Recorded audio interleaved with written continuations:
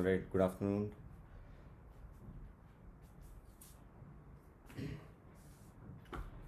Before we actually move further, जो भी तुमने अभी पढ़ा है कुछ रिवाइज किया होगा, लेक्चर्स वगैरह कुछ क्वेश्चंस किए होंगे।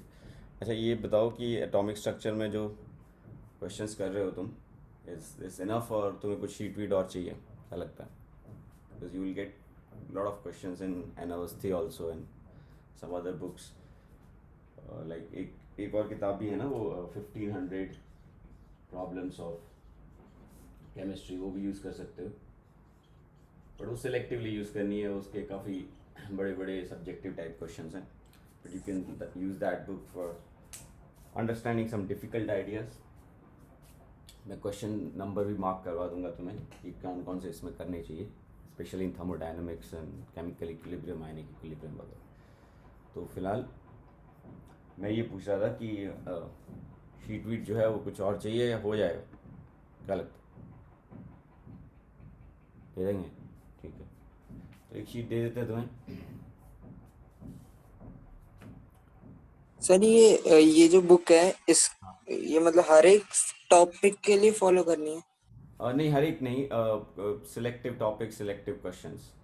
बेसिकली ऐसी किताब नहीं है कि जिसके आप सारे क्वेश्चंस करने की ज़रूरत है, बट इसमें कुछ क्वेश्चंस ऐसे, मतलब ऑलमोस्ट लाइक 20-30% क्वेश्चंस ऐसे हैं।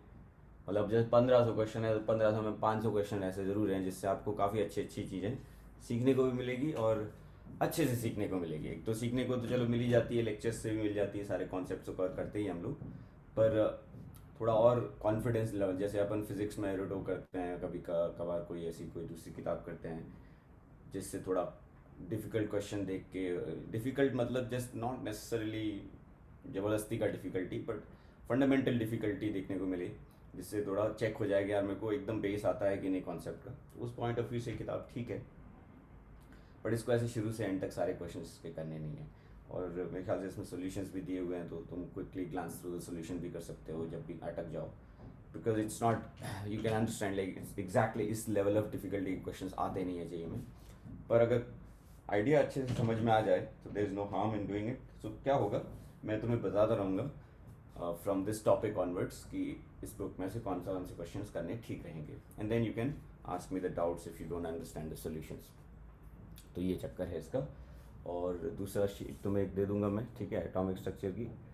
और ठीक है, तो बात करते हैं अपन। अच्छा, पीछे जो पढ़ा तुम्हें, जो भी ऑर्बिटल थ्योरी वगैरह, उसमें कुछ डाउट आया हो तुम्हें दिमाग में, कुछ क्वेश्चन है तो तुम पूछ सकते हो, and then you can move forward. है कोई बात? जो भी फॉर्मूले में स्पिन मल्टीप्लिसिटी, या जो भी फॉर्मूले मतलब जो भी आइडियाज़ हमने शेयर किए उस दिन, how the energies decreases as the electrons increases, और उसका क्या पैटर्न, क्या trend, graphs, functions, wave functions के ग्राफ्स वगैरह, वेव फंक्शन का स्क्वायर प्रोबेबिलिटी देता है, प्रोबेबिलिटी डेंसिटी देता है। तो वो सब चीज़ें पूरी तरह से एकदम ठोक बजा के दिमाग में क्लियर होनी चाहिए।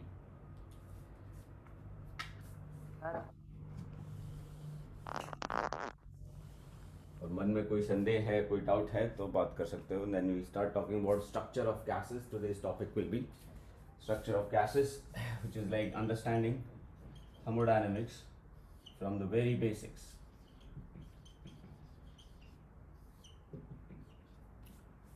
और इसके थ्रू हम लोग फर्स्ट लॉ ऑफ थर्मोडायनेमिक्स सीखेंगे। तुम्हें पता ही है, दो चीज़ें सिलेबस में है तुम्हारे, ब्रॉडली अगर बोले तो दो है, that is first law of thermodynamics and the second law of thermodynamics. First law of thermodynamics is just energy conservation principle, कि how different forms of energies are basically can be interconverted, तो वो हम करेंगे। और दूसरा second law जो much more complicated है, much more challenging है, और स्पेशली क्योंकि वो फिज़िक्स के सिलेबस में नहीं है, तो सिर्फ केमिस्ट्री में ही पढ़ना है तुम्हें, तो उस वजह से थोड़ा ध्यान से उसको ढंग से करेंगे। But first law of thermodynamics, I will just glance through it, I will discuss the basic ideas but glance through it because you will get another opportunity in physics also to understand that. तो मैं बोल रहा था कि structure of gases basically, पहले एक थोड़ा setup बनाते हैं माइंड में, एक एटीट्यूड या एक अंडरस्टैंडिंग, साइंटिफिक अंडरस्टैंडिंग बनाते हैं कि थर्मोडायनेमिक्स में इस वक्त जो हम लोग आज करेंगे, इसमें हम लोग प्रॉपर्टीज़ ऑफ गैसेस जो लोगों ने एनालाइज की थ्रू एक्सपेरिमेंट्स, उन प्रॉपर्टीज ऑफ गैसेस के बेसिस पे एक मेंटल मॉडल बनाया कि ओके गैसेस का एक मॉडल कैसा है, और वो मॉडल के ऊपर बेसिक मैकेनिक्स और स्टैटिस्टिक्स लगाए। मैकेनिक्स और न्यूटन्स लॉस क्यों लगाया, क्योंकि तुम समझ सकते हो दैट मॉडल जो अब तुम्हारे दिमाग में भी हल्का फुल्का होगा कि मैटर, एक पीस ऑफ मैटर का मॉडल क्या है कि छोटे छोटे छोटे छोटे large number of particles exist करते हैं पीस ऑफ मैटर में, और ये large number of particles are nothing but point masses, particle masses. तो जब पार्टिकल्स जिनका मास है एंड दे मूव अराउंड, तो उसके ऊपर मैकेनिक्स के लॉज लगाने का इन लोगों ने सोचा, ठीक है। और वो मैकेनिक्स के लॉज लगाए, और मैंने दूसरा वर्ड क्या यूज़ किया, स्टैटिस्टिक्स। वो क्यों, क्योंकि बहुत सारे हैं, लार्ज नंबर ऑफ पार्टिकल्स हैं, you will need some mathematical abilities to deal with the such huge number of particles. तो ये मैकेनिक्स और स्टैटिस्टिक्स का, मैकेनिक्स तो बेसिक्स है, एकदम बेसिक है, जितना अपने सिलेबस में है वो सब आता है अपने को, बट जो स्टैटिस्टिक पार्ट है वो थोड़ा डिफिकल्ट होता जाएगा as the thermodynamic become more and more advanced. तो हमें उसको ज़्यादा आगे पुश नहीं करना है, क्योंकि हमारे लेवल की जितनी थर्मोडायनेमिक्स है उतना ही हमें यूज़ करना है। तो कुल मिला के क्या बोला मैंने कि ये जो मॉडल है हमारे दिमाग में पीस ऑफ मैटर का, बहुत सारे लार्ज नंबर ऑफ पार्टिकल्स, उनके ऊपर मैकेनिक्स और स्टैटिस्टिक्स के रूल्स प्रिंसिपल्स लगा के कुछ थ्योरी बनाते हैं, ठीक है, कुछ थ्योरी बनाते हैं और एक्सपेरिमेंट्स को दिमाग में रख के फिर वो थ्योरी जब बन जाएगी तो उस थ्योरी के प्रेडिक्शंस देखे जाते हैं, है ना। जनरली वर्क कैसे करता है मैं ये थोड़ा बता रहा हूँ, फिर हम लोग देखेंगे उसी प्रोसेस में पढ़ेंगे। थ्योरी बनाई जाती है, थ्योरीज जैसे मैंने बोला, theories nothing but mechanics and statistics put together, और थ्योरी के रिजल्ट्स आते हैं, फिर उस रिजल्ट्स को टेस्ट किया जाता है कि एक्सपेरिमेंट क्या बोल रहे हैं। अगर सब कुछ बराबर आया तो बहुत अच्छी बात है, शाबाशी दी जाती है एक दूसरे को, अरे यार थ्योरी मैच हो गई, बढ़िया हो गया। और अगर कुछ प्रॉब्लम आई, ये वर्ड बहुत इंपॉर्टेंट है, अगर कुछ प्रॉब्लम आएगी, क्योंकि we are dealing with small little particles, तो at times it can happen कि हमारी जो मैकेनिक्स है, Newtonian mechanics can fail us, because हमने प्रीवियस लेक्चर में भी पढ़ा कि पार्टिकल्स कई बार नॉन क्लासिकली बिहेव करते हैं। अब यहाँ पे एडवांटेज ये है कि हम लोग मैक्रोस्कोपिक वे में पढ़ेंगे, क्योंकि लार्ज नंबर ऑफ पार्टिकल्स का कलेक्शन हो सकता है क्लासिकली बिहेव करे, लेकिन उसमें भी कई पंगे हो सकते हैं और हुए भी हैं कि रिजल्ट एक्सपेरिमेंट से मैच नहीं कर रहे थे, तो फिर उन्होंने थोड़ा थोड़ा क्वांटम मैकेनिकल आइडियाज ऐड करके हल्का फुल्का उसमें करेक्शन किया। तो लेट्स सी एग्जैक्टली कि स्ट्रक्चर ऑफ गैसेस में हमें ये जो मैं बात बोल रहा हूँ कि मैकेनिक्स स्टैटिस्टिक्स लगाने को क्या बोलते हैं, तुमने भी नाम सुना होगा उस चैप्टर का, that's called kinetic theory of gases, जिसके अंदर मेनली दो चीज़ों पे मैं स्टार्टिंग में फोकस करूँगा कि जो मॉलिक्यूल्स, जो एटम्स होते हैं गैसेस में, उनका वेलोसिटी डिस्ट्रीब्यूशन कैसा होता है और उनका काइनेटिक एनर्जी डिस्ट्रीब्यूशन कैसा होता है, ठीक है। उसके बाद हम लोग फर्स्ट लॉ का एक्सप्रेशन वगैरह लिखने वाले हैं। तो let's, I am not going into the ideal gas equation, real gas equation at this stage, वो मैं अलग से चैप्टर में लूँगा। गैसेस को हम लोग यहाँ पे यूज़ कर रहे हैं टू बिगिन द थर्मोडायनेमिक्स का फर्स्ट लॉ। तो सबसे पहली चीज़ जो तुम जानते हो काइनेटिक थ्योरी ऑफ गैसेस में ये बोली जाती है कि कुछ अजम्पशंस लो, कुछ अजम्पशंस मतलब कुछ ऐसा बेस बनाओ जिस बेस पे आप अपने फंडामेंटल प्रिंसिपल्स अप्लाई करना चालू करो। फिर जैसे जैसे आप फंडामेंटल प्रिंसिपल लगाते हो और आपको कुछ रिजल्ट मिलते हैं, then it becomes a next base, and then उस रिजल्ट्स के बाद आप सोचा अच्छा तक इतना समझ में आ गया तो अब मैं कुछ और करता हूँ, कुछ और करता हूँ, यानी as the statistics part becomes more and more applied, you get to the next and next level of thermodynamics. तो इसीलिए कई बार थर्मोडायनेमिक्स कॉम्प्लेक्स सब्जेक्ट हो जाता है, because every next level actually gives you a new mathematical expression, but they are all derived from the same base. तो इसलिए एकदम से सारे फॉर्मूले अगर मैं लिख दूंगा, वो सारे स्टेप्स लिख दूंगा, जो सीढ़ी है उसके सारे स्टेप्स एक साथ लिख दूंगा, तो you won't understand the idea. इसलिए हम लोग ग्रेजुअली धीरे धीरे आगे बढ़ेंगे कि ओके पहले स्टेप में है, फिर उसके थ्रू हमने क्या अप्लाई किया और क्या सेकंड स्टेप आया, क्या थर्ड स्टेप आया, ऐसे सीढ़ी चढ़ते जाएंगे धीरे धीरे और हमें थर्मोडायनेमिक्स समझ में आती जाएगी। तो मैं बोल रहा था कि जो हमारी ये so called kinetic theory of gases हैं, उसमें तुम जानते भी होगे, लेकिन it is very necessary to mention these things कि हम तो एक तो ये मानते हैं कि पार्टिकल्स बहुत लार्ज नंबर में है, तो उसकी वजह से जो उनकी मोशन है वो कैओटिक होती है, यानी कोई specific direction is not favoured. तो हम लोग ऐसे लिख देते हैं कि totally random, that's just enough to understand the idea, ठीक। जिसका फ़ायदा इस तरह से निकालो अपने दिमाग में कि आपके पास एक पीस ऑफ मैटर है इन गैस स्पेस, तो उसके पार्टिकल्स की जो वेलोसिटीज़ हैं इन द सिस्टम उसका कोई स्पेसिफिक पर्टिकुलर डायरेक्शन ज़्यादा फेवर्ड नहीं है एज कम्पेयर टू अदर, यानी probability of finding certain number of particles moving in the x direction will be same as the in other directions also. So totally random का मतलब ये हो जाता है।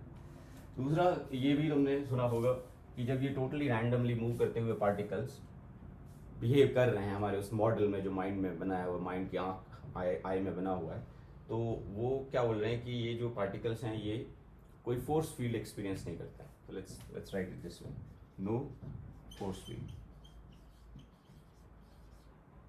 While they are moving.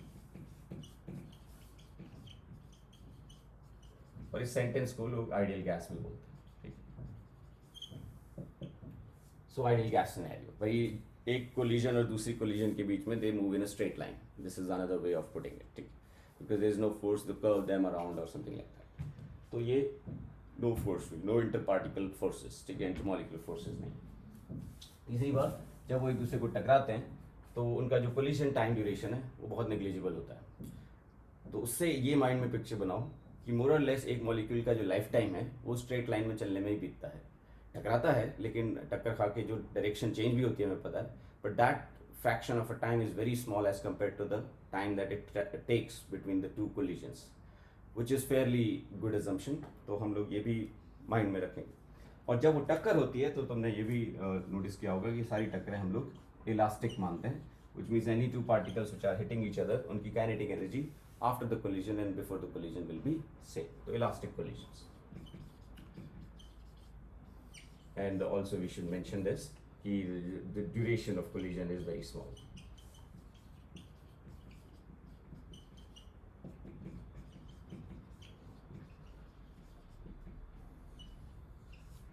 तो ये सब चीज़ें हमने just theoretical point of view से लिखी, but we have to move further than this और start applying the mechanics on this model. कि भाई मैकेनिक्स अगर लगाएं, मतलब अभी हम अगर पता करने जाएं कि अंदर के पार्टिकल्स की वेलोसिटी डिस्ट्रीब्यूशन कैसी है। वेलोसिटी डिस्ट्रीब्यूशन का मतलब है लिटरली आपको सैम्पल्स बना बना के सोचना है कि ओके 50 मीटर पर सेकंड से चलने वाले मॉलिक्यूल्स की पॉपुलेशन क्या है, 20 मीटर पर सेकंड से चलने वालों की पॉपुलेशन क्या है। Population is probability and that way you can understand. तो जिसको हम लोग मैक्सवेल्स वेलोसिटी डिस्ट्रीब्यूशन बोलते हैं। तो पहला जो इम्पोर्टेंट चीज़ हम आज सीख रहे हैं वो ये है। इसके कुछ फॉर्मूले वॉर्मूले भी बनते हैं। तो बहुत बेसिक जा रहा हूँ मैं अभी, ताकि सबको साथ में लेके चलूँ, ठीक है। जो बच्चे हैं जो प्राइम के बाहर के हैं उनको भी दिक्कत ना हो। और मैक्सवेल्स वेलोसिटी डिस्ट्रीब्यूशन एक कर्व के थ्रू से पढ़ेंगे। I am not going into the mathematical details, but if you really little bit interested, क्योंकि कई बार वो मैथमेटिकल डिटेल्स थोड़ी इंपॉर्टेंट हो जाती है, कई बार काम आ जाती है फॉर बेटर अंडरस्टैंडिंग। तो मतलब जैसे मान लो मैं एक नंबर लिखता हूँ यहाँ पे dn, so dn is number of particles which are moving with velocity v, let's say, है ना, दिख रहा होगा। तो मैं जैसे एक आइडिया दे रहा हूँ, divided by total number of particles, let's say n। तो ये जो न्यूमरेटर में लिखा है ये है कितने पार्टिकल्स v स्पीड से सपोज चल रहे हैं, और जो नीचे लिखा है दैट इज टोटल सैंपल में कितने पार्टिकल्स है। तो अब भी थोड़ा इतना तो आइडिया आ गया होगा कि ये fraction represents actually the probability of particles having speed v। तो ये फ्रैक्शन जो है that is our main term which Maxwell's velocity distribution tells अस।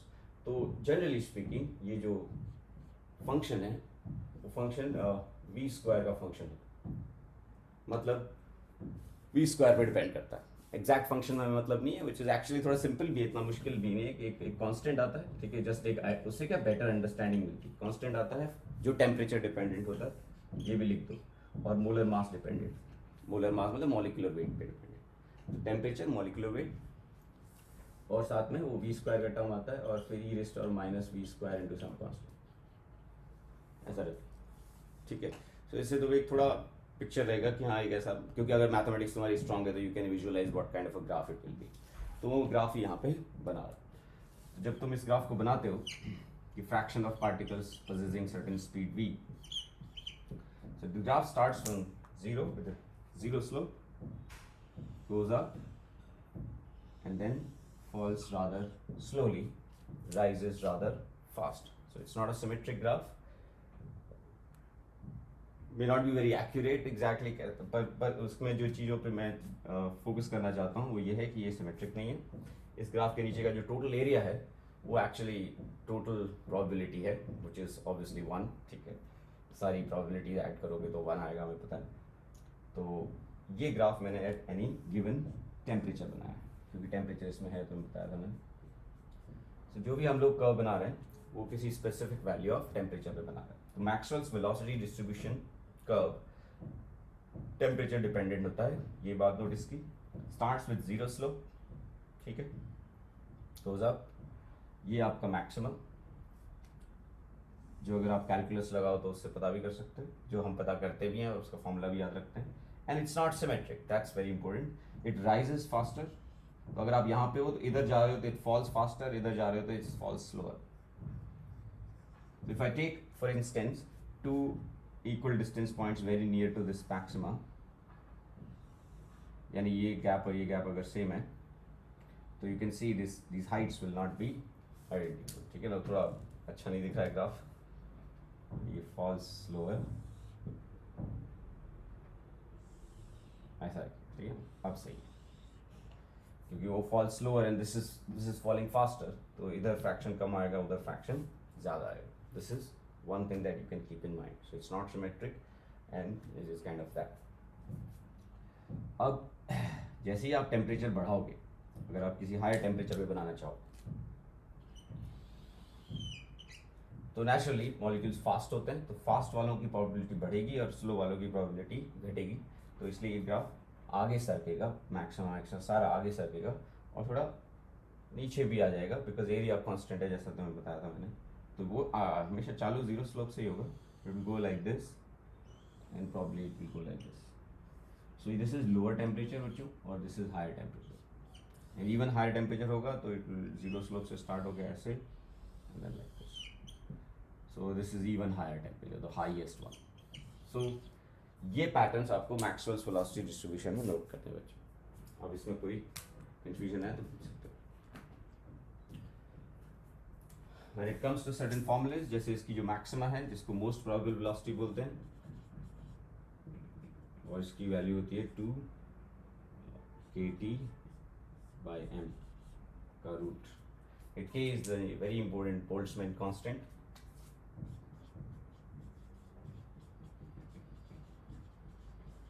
ठीक है, और जो m है वो उस पार्टिकल का मास है।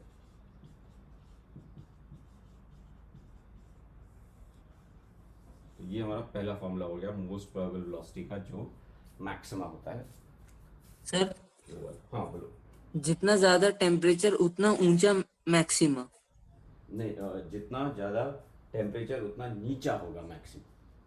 अच्छा, ओके।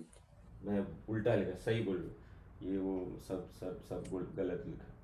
ये छोटे टेम्परेचर हैं ये, और थोड़ा, और ये हाईएस्ट टेम्परेचर था ना, जब बोलते टाइम वो बोल रहा था बनाया कुछ और ही मैंने, तो ये सही बोला कि भाई जो मैं बोल रहा था वही सही बोल रहा था कि टेम्परेचर जैसे बढ़ेगा तो ऑब्वियसली फास्टर मॉलिक्यूल्स की प्रोबेबिलिटी बढ़ेगी।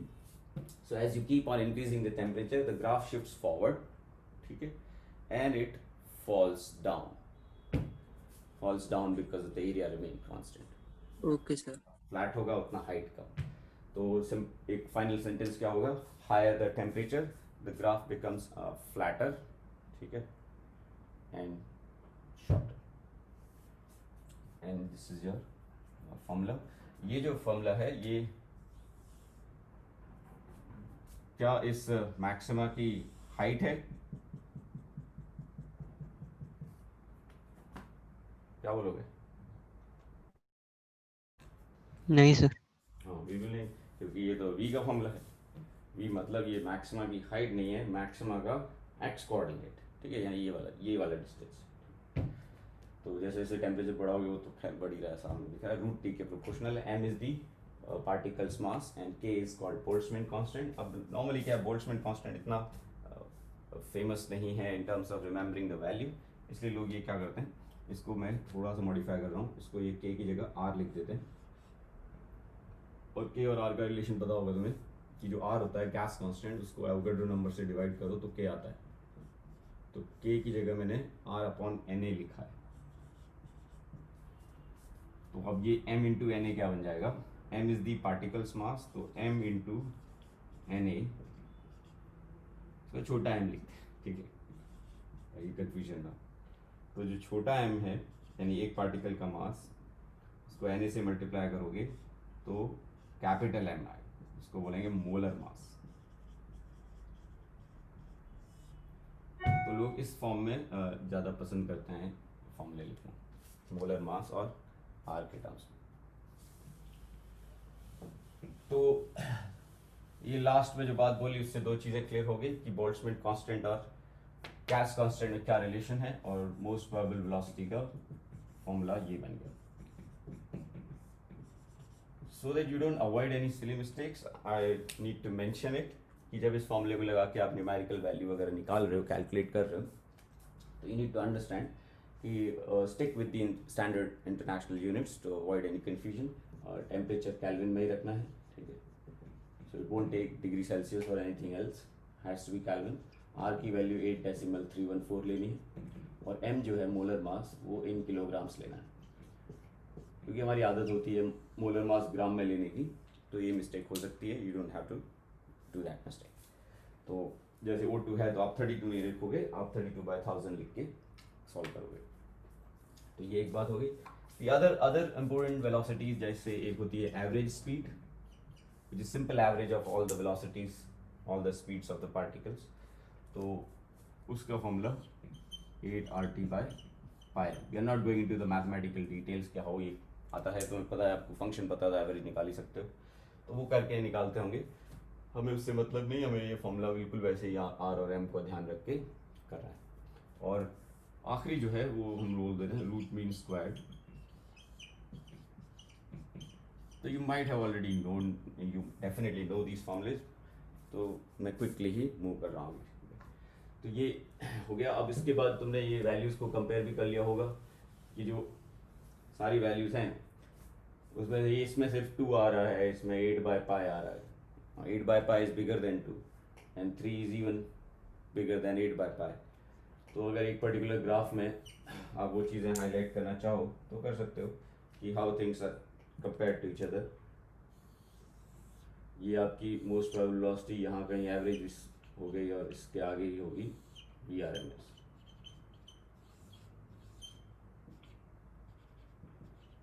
तो लोग फॉर्मूले तो याद रख लेते हैं, पर अगर कोई फॉर्मूले से आए हुए रिजल्ट्स के बेसिस पे कोई क्वेश्चन पूछे तो आपको पीछे नहीं हटना है। मतलब जैसे अगर पूछे कि what is the probability of finding particles in VRMS and probability of finding particle in V average, which probability is higher?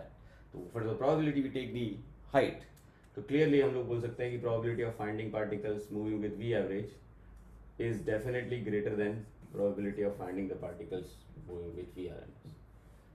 तो अगर V average से चलने वाले स्पीड से चलने वाले मॉलिक्यूल 100 है फॉर एग्जांपल, तो RMS स्पीड से चलने वाले मॉलिक्यूल्स की पॉपुलेशन 100 से कम होती है, एज यू कैन सी। तो ये मैक्सवेल्स वेलोसिटी डिस्ट्रीब्यूशन का हो गया। एट द सेम टाइम मैं यहाँ पे for your better understanding kinetic energy distribution का भी बना देता हूँ, क्योंकि वेलोसिटी से आप ट्रांसलेशनल काइनेटिक एनर्जी ला सकते हो। आई एम राइटिंग हियर वही प्रोबेबिलिटी या फ्रैक्शन, बट यहाँ पे ट्रांसलेशनल काइनेटिक एनर्जी यानी ½ mv²।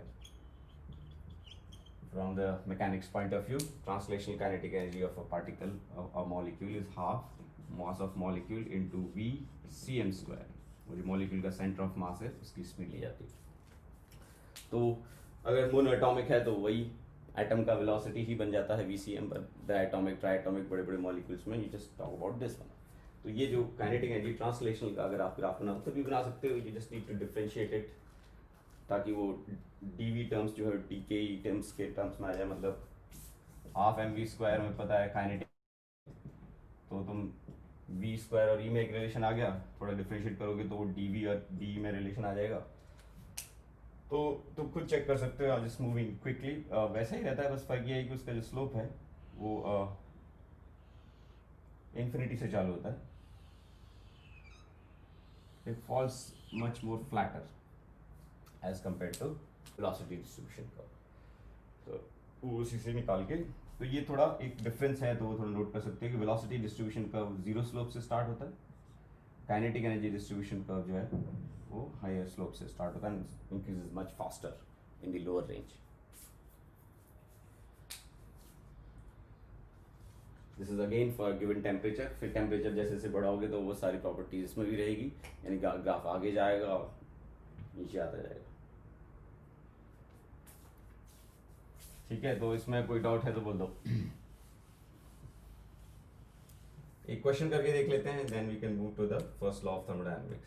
कि सपोज मैं बोलता हूँ कि आपके पास कोई आइडियल गैस है या कुछ भी है, उसका वी मोस्ट प्रोबेबल दिया हुआ है, लेट्स से 100 लीटर पर सेकेंड। सर हाँ बोलो। सर काइनेटिक एनर्जी का जो ग्राफ है, अगर वो मतलब 0 केल्विन से अगर शुरू हुआ तो मतलब वाई एक्सिस से स्टार्ट होगा? नहीं नहीं, स्टार्ट तो ओरिजिन से ही हो रहा है, बट 90 डिग्री स्लोप से स्टार्ट होता है। दोनों ही ग्राफ, वी का भी और काइनेटिक एनर्जी का ग्राफ ओरिजिन से ही चालू होगा।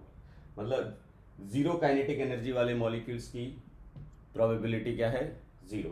मतलब इन सेंस कि भाई एकदम रुके हुए मॉलिक्यूल्स पूरे डब्बे में मिलेंगे ही नहीं आपको, तो इसलिए दोनों ही ग्राफ ओरिजिन से चालू होंगे।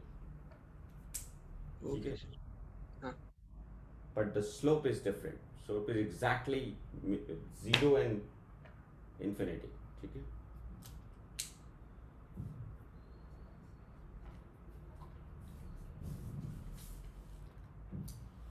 तो हाँ, तो ये तो हो गया क्लियर। मैं बोल रहा था कि एक कोई गैस है, उसका most probable speed suppose 100 meter per second ऐसा कुछ होता है, और फिर ऐसा बोला है कि इसी गैस में नंबर ऑफ पार्टिकल्स, एनपी मतलब number of particles moving with 80 meter per second speed.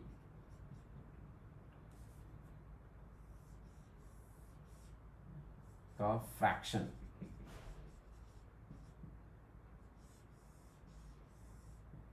ठीक है, वो कुछ होगा।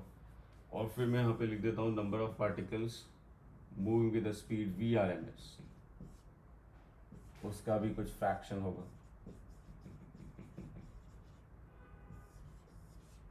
Percentage, how many, what percentage of particles are moving with this speed, what percentage of particles are moving with this speed। तो अगर ये दोनों नंबर्स सोचे जाएं, let's call this number is x and this number is y, तो तुम्हें x और y में greater than less than equal to वाला कंक्लूजन ड्रॉ करना है, यानी x ग्रेटर देन y है या x लेस देन y है या x इक्वल टू y है। या फिर एक चौथा ऑप्शन रख देते हैं, we can't predict.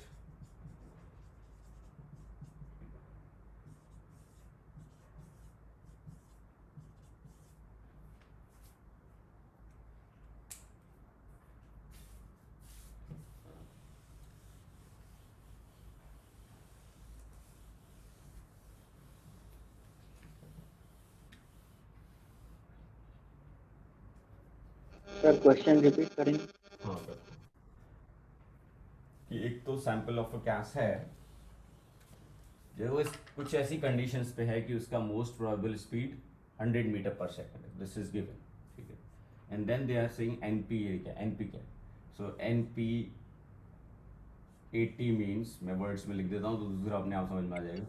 It is the fraction of particles moving speed 80 meter per second, ये है x का मीनिंग। तो y का मीनिंग हो गया fraction of particles moving with an exact speed of VRMS of this gas. तो वो x और y की कंपैरिजन हमें कमेंट करनी, y greater than x y greater than x आ रहा है। ठीक, cannot predict sir। हाँ sir, can not predict. Okay.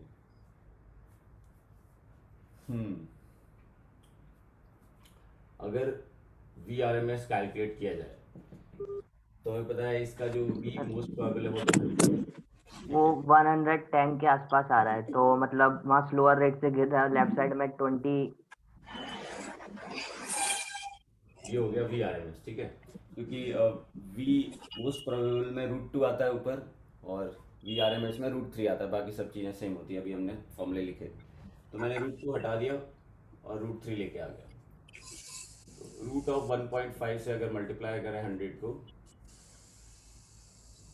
तो भी आर एम एस आता है, if I am not wrong, ठीक है। 110 तो नहीं, ये लगभग 1.2 से थोड़ा ज़्यादा होता है, तो 120 से थोड़ा ज़्यादा ऐसा कुछ आएगा, राइट। Yes sir. तो अब हम ग्राफ पे आते हैं। तो पहले तो ये चलिए मिस्टेक्स नहीं होनी चाहिए, 110 और जो तुम बोल रहे हो, ये सब अच्छा अच्छा नॉलेज आता है आपको, वो काम करने पे।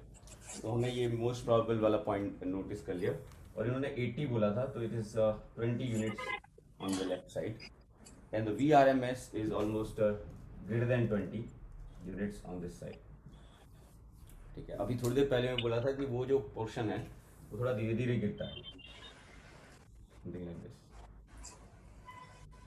उधर वाली जो हाइट है ना वो थोड़ी धीरे धीरे गिरती है, और इधर वाली जो हाइट है वो ज़्यादा शार्पली गिरती है। This is what we have concluded from the Maxwell's velocity distribution curve. So this is fact about this curve. तो हमने क्या किया, अगर मैंने इक्वल डिस्टेंस गया होता दोनों साइड, तो मुझे पता है कि उधर वाली साइड कम गिरता है, तो वहाँ हाइट ज़्यादा आता। बट क्योंकि उधर मैं ज़्यादा चला गया हूँ, इधर 20 है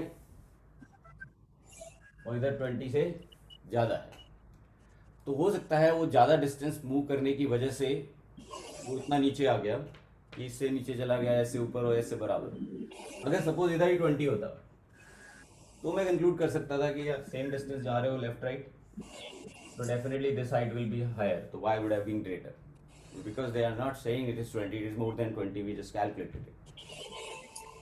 तो ये बात थी। अगर मैं 80 नहीं, मैं अगर 70 लेता हूँ और उसको कंपेयर करूँ, तो मैं कर सकता हूँ, क्योंकि 70 के लिए I have to move 30 units on the left side, and this is definitely less than 130।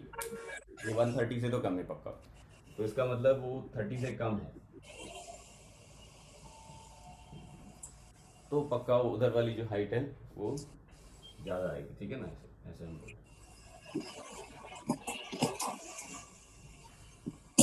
30 से कम है, तो ये हाइट ज़्यादा है। कुछ भी कंफ्यूजन है बच्चों, यहाँ पूछ लो, it's just mathematical analysis, I can just quickly, but idea वो अप्लाई नहीं कर पाए। तो क्यों नहीं कर पाए? Because you are not thinking in the right direction, और what you know it better. But मेरा वो क्वेश्चन बनाने का और बार बार ये बोलने का मकसद तुम समझ रहे हो, वो समझ के जाना अच्छे से आज ही इसी लेक्चर में, कि ये कर्व की प्रॉपर्टीज क्या है। इस कर्व का एग्जैक्ट मैथमेटिकल एक्सप्रेशन भी मैंने रिवील किया है। अगर तुम मैथमेटिकली स्ट्रांग हो तो तुम you can check that, but if you don't want to go into that, because from chemistry point of view it's not in the syllabus, the mathematical expression, but the properties of the curve are very much in the syllabus. ये mic किसी का चालू है, बंद कर दो ना बच्चों। तो ये तो ठीक है। अब ये इस टाइप के क्वेश्चंस में वो चीज़ क्लियर करनी थी वापस दोबारा, तो अब होपफुली हो गई होगी। और अब हम आगे बढ़ते हैं, ठीक है। जस्ट ऐसे ही एक चीज़ और बताओ मेरे को, कि ये जो फ्रैक्शन है, fraction of particles moving with speed v, obviously it is not exactly v से, but v to v plus dv, इस टाइप से होता होगा, ठीक है। क्योंकि आप वेलोसिटी डिस्ट्रीब्यूशन जब बताते हो तो आपको एक रेंज और v प्लस dv के बीच के स्पीड से चलने वाले मॉलिक्यूल्स फ्रैक्शन हम बोलते हैं। अभी भी किसी का माइक चालू, किसका है ये? क्या लगता था? सर होस्ट का होने होस्ट का, हाँ। अरे यार, होस्ट लोग भी ना क्या करते हैं तुम लोग। ये देखो, हाँ लिखो, क्या मैं पूछूंगा तभी लिखोगे। तो ये moving with speed v to v plus dv जो है, मैंने थोड़ा तुम्हें आइडिया दिया कि it is proportional to v square. नहीं, it is a function of v square, that is point number 1। दूसरा, मुझे ये बताओ कि will it be a proportional to dv और नॉट? ये तो है टर्म, ठीक है। Will it be proportional to dv or not? on dv or not? तब तक मैं होस्ट को उठाता हूँ।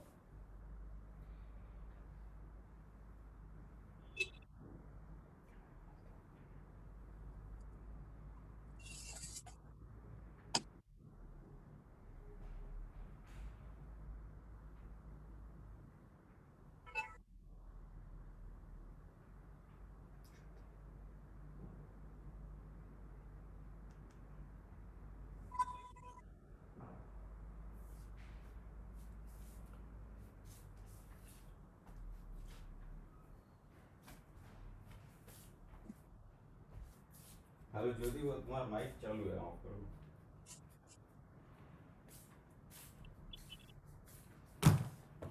हाँ, तो क्या लगता है डीवी के ऊपर डिपेंड करेगा, प्रोपोर्शनल टू डीवी होगा या नहीं होगा?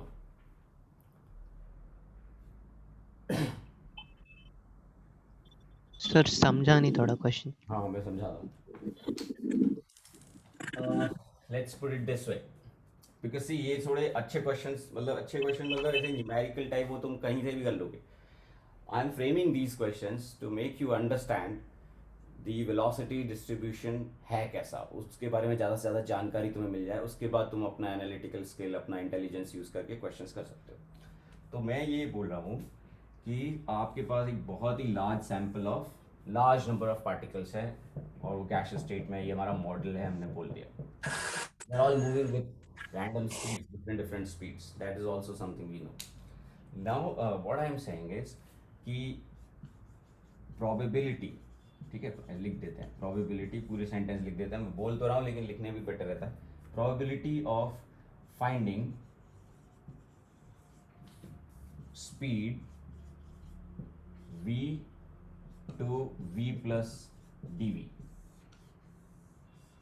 ठीक है, ये और ये, इन दोनों के बीच की स्पीड के पाए जाने की probability is our function. Actually यही फंक्शन है वो, ठीक है। जो उस फंक्शन का मीनिंग तो पता होना चाहिए ना कि वो ग्राफ किस चीज़ का है।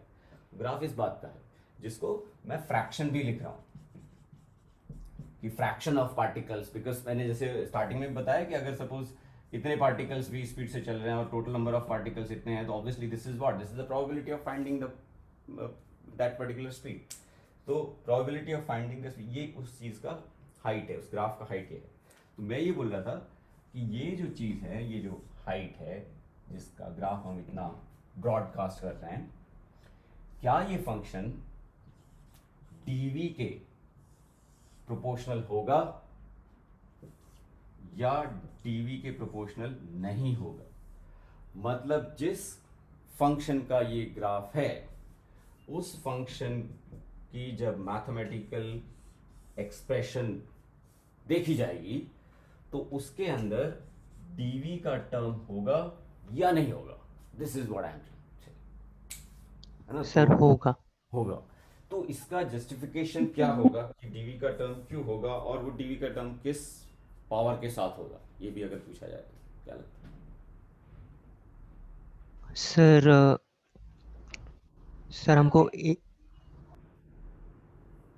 बोलो। सर हमको उनके एरिया के साथ डील करना है, तो हमको f of v plus t v into d v by 2 करना पड़ेगा, क्योंकि वो एरिया है। हाँ, एक तो ये भी है, हाँ इस तरह से भी पुट कर सकते हैं, which is a mathematical way of thinking. हाँ कि भाई ठीक है, एरिया है तो आपको कुछ तो लेना पड़ेगा वो, मतलब it's not height that we are highlighting, it's the strip का area is what we are highlighting. हमारा इंटरेस्ट उस स्ट्रिप के एरिया में। दूसरा एक सिंपल वे में अगर दूसरे तरीके से मैं बोलूँ तो सपोज आपको ये तो पता है कि डीवी इज वेरी स्मॉल, तो as dv is becoming small, तो naturally probability of finding the particles within that dv range, अगर मैं सपोज dv की वैल्यू डबल कर दूं तो naturally number of particles found will also be doubled, क्योंकि पहले मैंने v और v प्लस dv के बीच के पार्टिकल्स की पॉपुलेशन लिखी, फिर मैं लिखता हूं v और v प्लस dv नहीं, 2dv के बीच में बताओ, तो मुझे पता है मेरे को v प्लस dv वाले भी मिलेंगे और फिर आगे वाले dv वाले भी मिलेंगे, तो obviously it is going to be 2x, exactly 2x, right, exactly 2x, considering that dv is very small. अगर dv बहुत बड़ा ले लोगे तो then it won't be valid, तो नेचुरली वो dv के साथ सामने एक्सप्रेशन दिखेगा, और वो v स्क्वायर का टर्म, और वो मैंने बता दिया that is because of the derivation जो भी उसने किया होगा। तो ये मैक्सिमम इन्फॉर्मेशन है जो तुम्हें पता होनी चाहिए before you appear for JEE advance, उससे ज़्यादा की हमें कोई ज़रूरत पड़ेगी नहीं। मैंने काइनेटिक एनर्जी का भी बता दिया कि it starts, what is the difference between the to curves, वो भी नोट कर लेना ठीक से। फिर अपने शॉर्ट नोट्स बनाया करो क्लास के बाद, जिसमें एकदम वही चीज़ें लिखो जो तुमने एकदम नई नई ब्रांड न्यू सीखी है, और उसको संक्षेप में शॉर्ट में लिख के ऐसी छोटी छोटी कहानियाँ बनाया करो।